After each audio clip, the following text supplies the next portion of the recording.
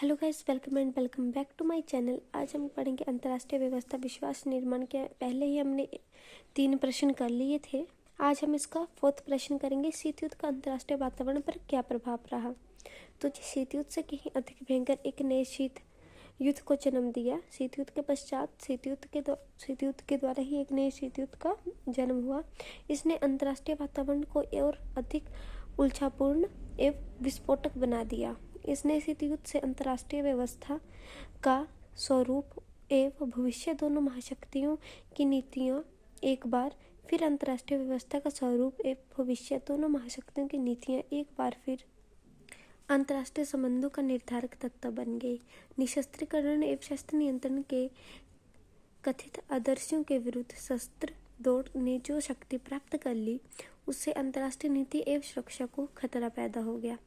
चीन तथा सोवियत संघ के बीच की खाई ने नए शीत युद्ध को नए आयाम दिए। मास्को, हिनोई, काबुल की गुटबंदी बनाम वाशिंगटन, बीजिंग, पिंटी, टोक्यो गुटबंदी एक खतरनाक घटना सिद्ध हुई। अंतर्राष्ट्रीय संबंधों की बढ़ती जटिलता, उत्तर दक्षिण के बीच बड़ी तथा हमेशा बढ़ता रहने वाला अंतर, संयुक्त राष्ट्र संघ की बंटी हुई भूमिका, महाशक्तियां तथा उनके गुटों की तुलना के नाम, हारुकी हिचित लक्ष्यों की प्राप्ति में अयोग्य, इन सभी ने मिलकर नए शीत युद्ध को और अधिक भयानक बना दिया।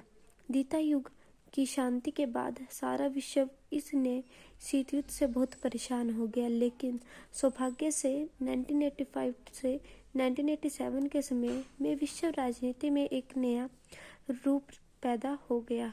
तो जी, इस लेसन में सिर्फ इतना ही था। आपको 4 ही प्रश्न बन रहे थे इस लेसन में। आपका नेक्स्ट लेसन है मध्यस्थता और वार्ता।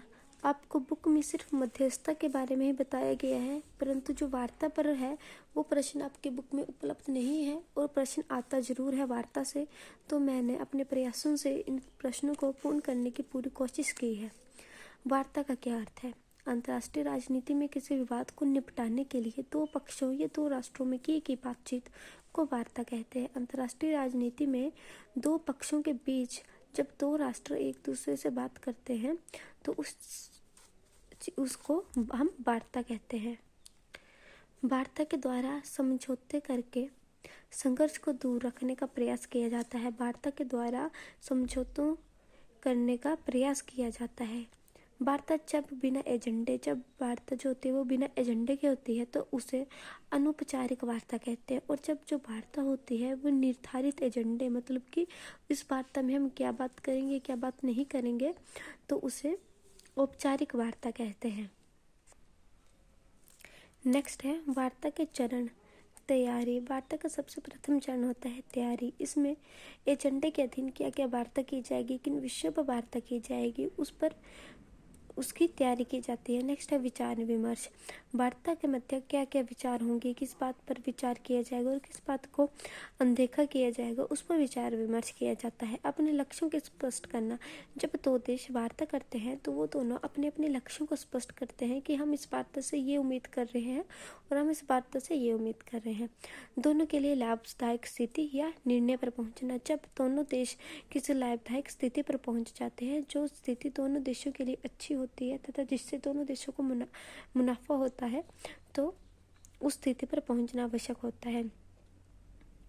नेक्स्ट आएगा आपका 5th पॉइंट आएगा समझौते। इधर से लिख दिया है मैंने, समझौते आएगा। तो जब दोनों देश किसी लाभदायक स्थिति पर पहुंच जाते हैं तो वो समझौता करते हैं कि हम इस चीज़ पर, इस वस्तु पर या इस भूमि के लिए समझौता करने को तैयार होते हैं। जब ये 5 चरण पूरे हो जाते हैं तब अगला चरण होता है आगे की स्थिति पर सहमति, कि आगे इस वार्ता, इस एजेंडे के बाद अब हम क्या करेंगे, उस पर सहमति प्रदान की जाती है। नेक्स्ट है वार्ता के लाभ।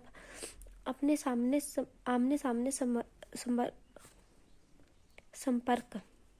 संपर्क है ना।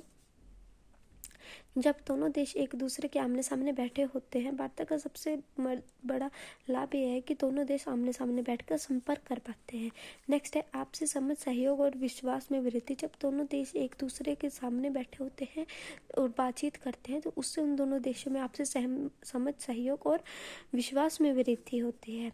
समझौते और समाधान के ज़्यादा अवसर। जब दोनों देश एक दूसरे के सामने बैठकर बात करते हैं तो उस समय समझौते और समाधान के ज़्यादा अवसर उपलब्ध होते हैं। ठीक है, क्योंकि जब दो देश या दो व्यक्ति ही बात कर रहे होते हैं तो उनमें ज़्यादा अंडरस्टैंडिंग आती है और वो एक दूसरे की समस्या को अच्छी तरह से समझने का प्रयास करते हैं। विवादों की समाप्ति हो जाती है वार्ता के द्वारा। राष्ट्रों के मध्य अच्छे संबंधों का निर्माण। जब दोनों राष्ट्र एक दूसरे से वार्ता करेंगे, जब आप दो व्यक्ति मानकर चलिए एक दूसरे से वार्ता करेंगे तो इसके द्वारा उनके संबंधों का जो होते हैं वो अच्छे बनते हैं। तो ये जो नेक्स्ट पॉइंट है उनको हम नेक्स्ट वीडियो में करेंगे। इसके बाद हम करेंगे वार्ता की हानियाँ और मध्यस्थता से आपका क्या अभिप्राय है। मध्यस्थता के प्रश्न को भी हम उठाएंगे। अगर आपको ये वीडियो पसंद आई हो तो वीडियो को लाइक कीजिएगा, चैनल को सब्सक्राइब कीजिएगा और प्लीज़ अपने फ्रेंड के साथ शेयर करना ना भूलें। Thank you for watching.